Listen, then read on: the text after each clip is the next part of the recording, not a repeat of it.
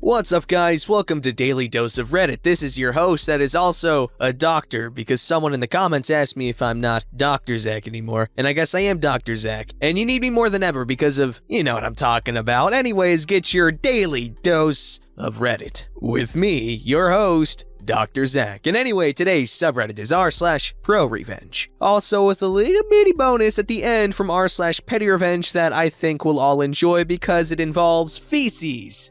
Don't forget to like, subscribe, and hit that bell to never miss an episode. Alrighty guys, anyway, can I get a hip hip hooray because I'm starting the first story right now, and it's called Try to Steal Our Credit for Work You Didn't Do? I'll Ruin Your Election. I never thought that a story like this would happen to me, but I have been gifted. Main persons involved: Jane, the liar and cheat. Me, my friend, John. Justice Simp.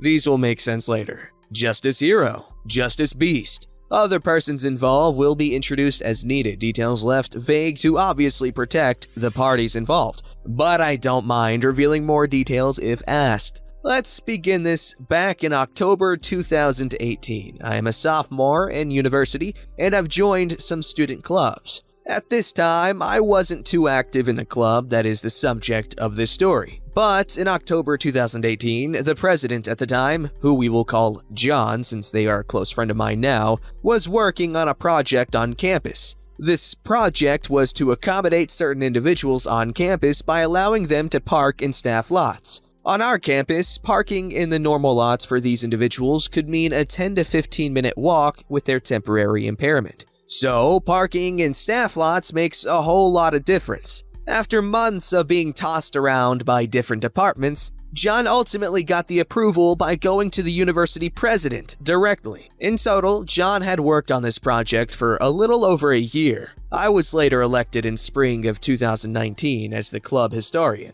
and then the president in fall 2019. For a year and a half, things were going good. Our club asked about how well the project was doing since its initial start, and dozens of students with the particular impairment had been using it. We were incredibly proud to have made a difference on campus. John was especially proud since it was basically their baby that they conceived for the campus. There was even a university and nationwide article published about it for our club. Introducing Jane.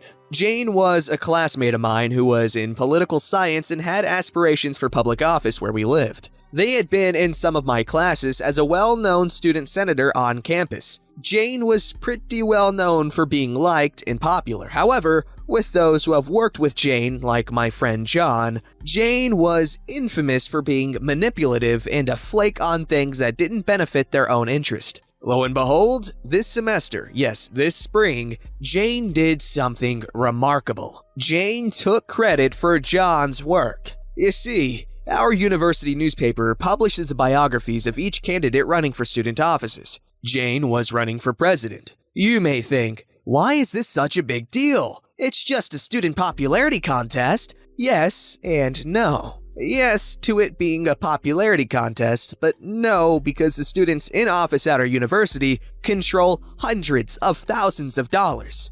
The last reported number I saw was around $1 to $2 million in a fully student office-controlled budget. If Jane was elected, Jane would have real power. Anyways, Jane had taken credit for John's work. Again, John had slaved for over a year to get the program in place at a university, and Jane just grabs the credit for it, saying they created the program. In addition, Jane was a nominal member of the club, having only attended a handful of meetings and never attending events except in passing. John confronted Jane about it, to which Jane promised to change their bio. I bet Jane wishes they did. After a few days of no change, John emails the editor of the newspaper and asks if they can change Jane's bio, while also giving due credit to John and the clubs affiliated with the actual work. The editor informed us that because Jane was not requesting the change themselves, the most that the paper would do is place a note at the bottom of the bio saying that what Jane said was false.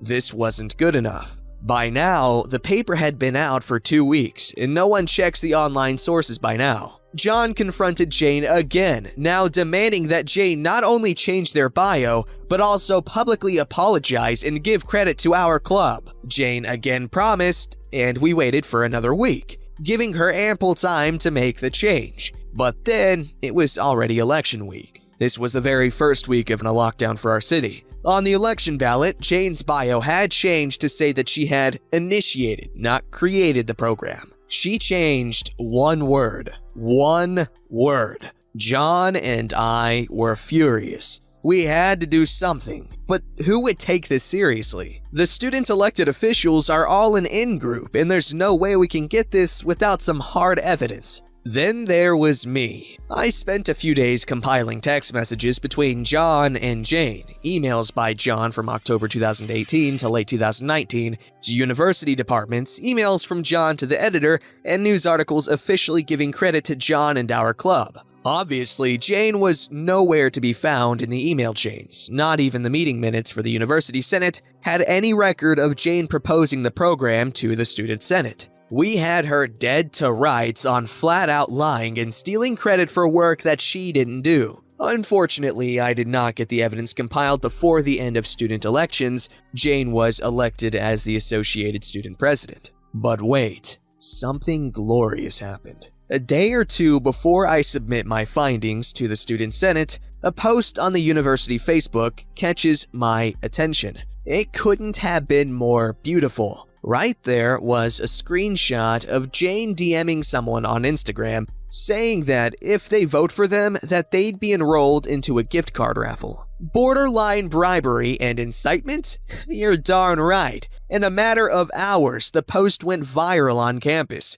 Hundreds of students demanded an explanation. With no official comment by the Student Senate, campus administration, or external student affairs, the silence riles up the student plebs even more. To add salt into the wound, a particular student senator defended Jane, saying, "It was approved, get over it." Little did we know, this person would be very important later. After about 2 days of no actions, I finally have all I need. The emails, the texts, the bio screenshots, Jane's promises to change the info, and Jane's DMs to people bribing them to vote. My case file was complete. I even managed to have John give me an official statement on the issue, which was approved by the national headquarters of our club. I PM'd the Associated Students office on Facebook and emailed their office manager and a few student senators all my findings. I also CC'd the chair of student affairs to make sure that they read my email, because whenever you CC upper leadership,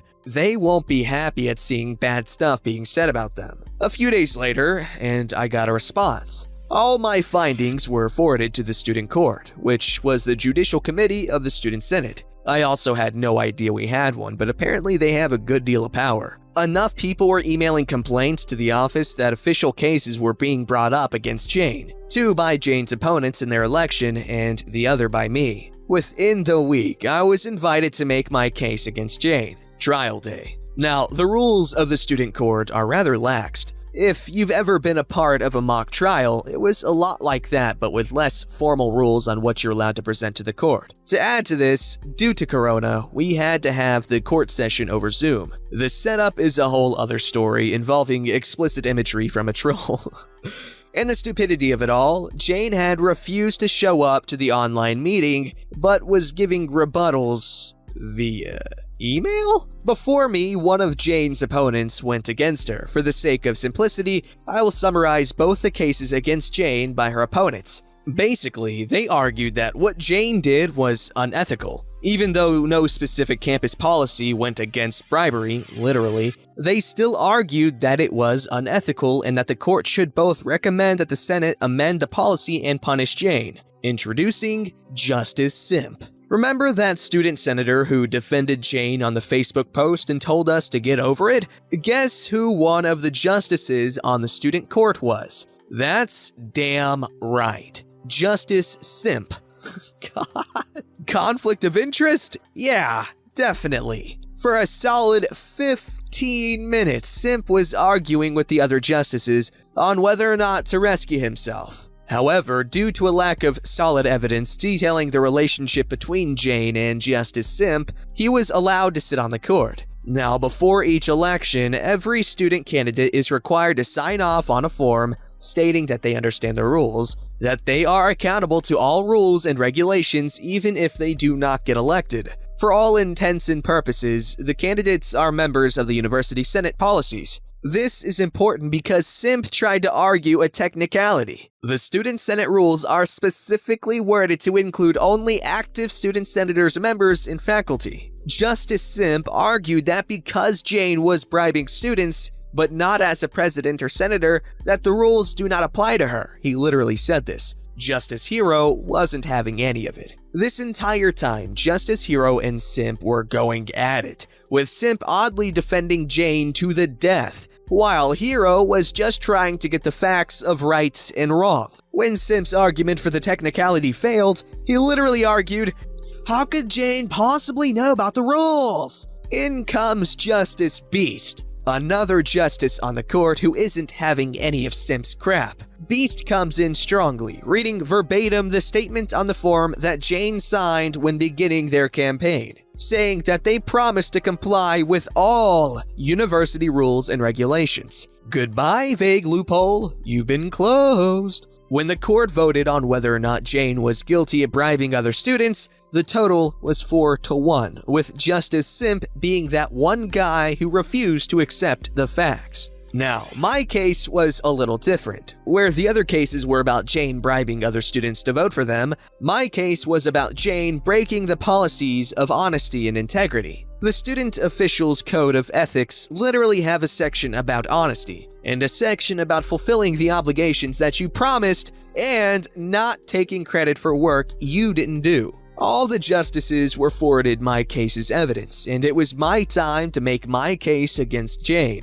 I presented all the evidence I mentioned before, elaborating to say that no one does anything like this unless you intentionally lie, including the literal change of one word. My nail in the coffin was the official statement by John, which detailed the entire ordeal in a nicely approved letter by national leadership. Upon being questioned, Justice Simp tried to trip me up, asking how I knew Jane was active or not in the club. Me having a few years of mock trial experience declared that it would be hearsay for me to not answer, as I wasn't an active member or officer during that time that Justice Simp was talking about. In order to get an answer, he'd have to ask John, who was the president at the time. However, I did add that in the times I was an officer, I only saw Jane 2 to 3 times over the last year and a half. Nowhere near the levels of activity that Jane was claiming. Nice try, Simp, but your crap isn't gonna work with me. Again, Justice Simp is stalling, trying to keep the court from voting on the issue.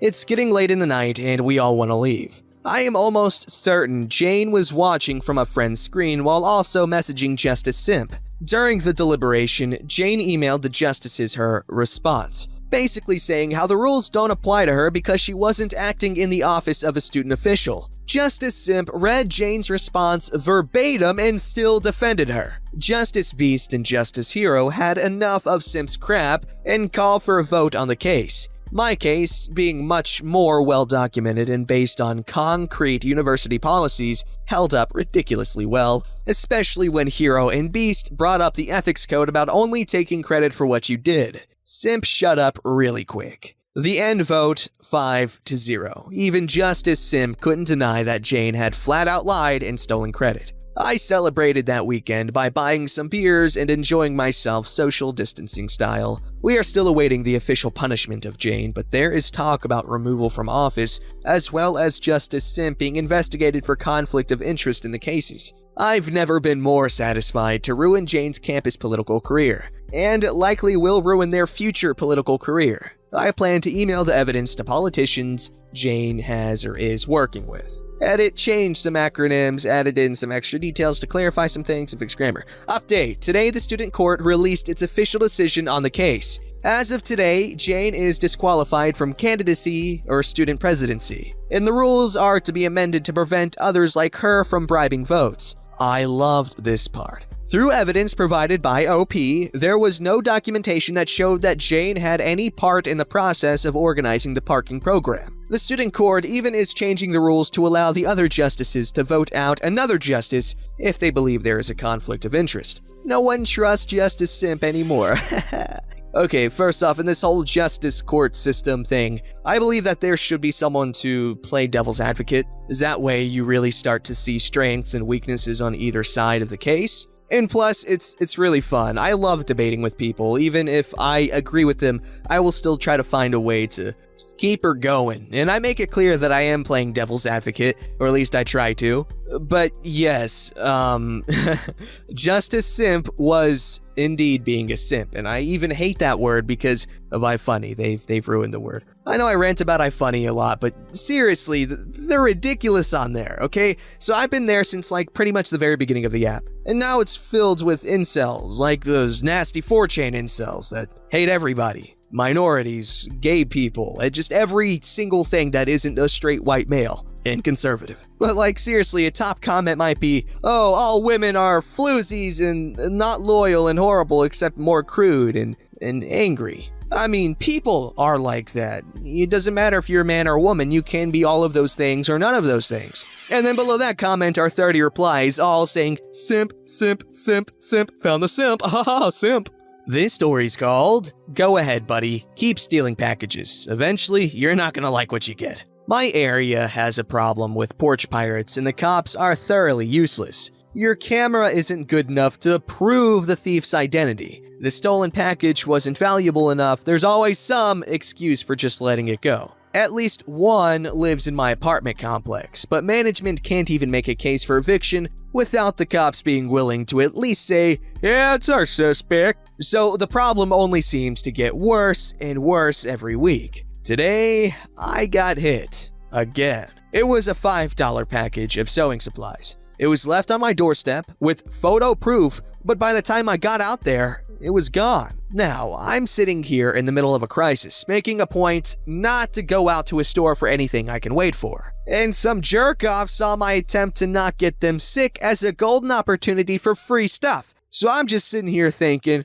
well, gee, that's rather rude. But I wasn't going to dwell on this. I had chores to do, namely my cat's litter boxes needed cleaning. So I got an empty mailing box and got to work. But there wasn't really enough to fill the box. So I started thinking, do we have anything else similarly awful around here? And that was when I found my jar of failed sourdough starter. I didn't close it well enough, a couple of bugs got in, and predictability ensued from there. I'd been dreading cleaning out that jar for months. I had it sealed up to kill the bugs and keep us from smelling it, and I'd consider throwing it out altogether, but it was a nice jar, so I didn't want to do that. I finally decided to get it over with and clean it out. The jar is in the dishwasher as we speak. As for the contents, they're finally going to good use. And just to make it very clear how I felt about this, I left a little note with an applicable photo. Put some plastic wrap over the top of everything to keep the spoiled bread juice from soaking through the box when I flipped it back over. I opened the box from the bottom to keep the mailing labels intact. I left the note in there, and here it is. The first of possibly many lovely gifts for the neighbors. Sadly, but also fortunately, there's no way to share smell online, so I'm just gonna say I've been in porta potties that smelled better than the end result. Sure enough, the package is gone. You know what? I love it. Normally we'd appreciate some sort of update like, well, they didn't steal anything from me again, so aha, it worked. This story ends with a little feeling of anticipation, and it's satisfying. It's a satisfying ending. You fill in the blanks, and I appreciate it. Again, normally I wouldn't like this, but given that most people do the opposite, as a courtesy, I appreciate the former thing more. That's kind of like how I feel about Call of Duty every year. Every year the new one comes out, I buy it. I like the last one more, literally every single year. I hated Ghost at first, but now I'm looking back and it's probably one of my favorites. I had a lot of fun on that game. Even though the camos were gross and muddy looking and everything was bland, but it was a good game. And now I look back fondly on Black Ops 3, because the boost mechanics were fun. Anyways, I want to hear your porch pirate stories, okay? Something interesting. I'm sure some of you have encountered this before. Don't forget to like, subscribe, and hit that bell to never miss an episode.